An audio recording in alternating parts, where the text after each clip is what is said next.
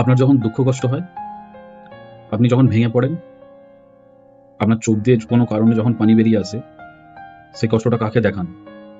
কার কাছে গিয়ে কাঁদেন? মানুষের কাছে তো। কি মনে হয় মানুষ আপনার চোখের পানির দামটা দেবে?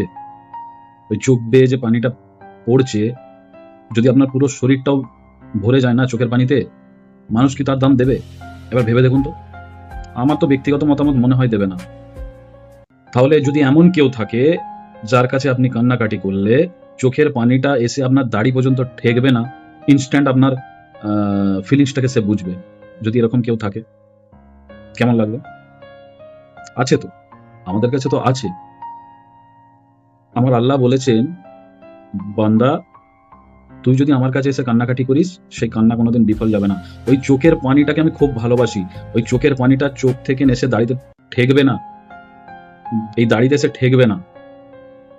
আমি তোর কথা শুনবো। দুটো চোখের মধ্যে যে দূরত্বটা আছে, এই দুটো চোখের দূরত্ব, তার থেকেও কাছে আমাদের সাথে আমাদের আল্লাহ পাক থাকেন। জানেন আপনারা এটা? জানে না। তাও আমরা কি করি, এত কাছে আমরা আমাদের রবকে পাওয়ার পরও আমরা কি করি, আমরা দুনিয়ার মানুষের কাছে আশাবাদী, আমরা দুনিয়ার মানুষের সঙ্গে ফিলিং শেয়ার করি। আমরা বারবার ঠকি, আমরা বারবার ঠকে দেখেছি। আমাদের দুঃখে কষ্টে আমাদের পাশে কেউ আমরা যদি ভাবি যে কেউ একজন আমাদের পাশে দাঁড়াবে, সে আমাদের পাশে না দাঁড়িয়ে পিছন থেকে আমাদের উল্টে বাঁশ দেওয়ার চেষ্টা করে, কিন্তু তার সত্ত্বেও আমরা সেই মানুষের কাছেই যাব। ততটুকুই কান্না যদি আমরা আমাদের রবের কাছে কাঁদি, তাই নয় কি? আমরা কি পারি না? ভেবে দেখবেন একবার।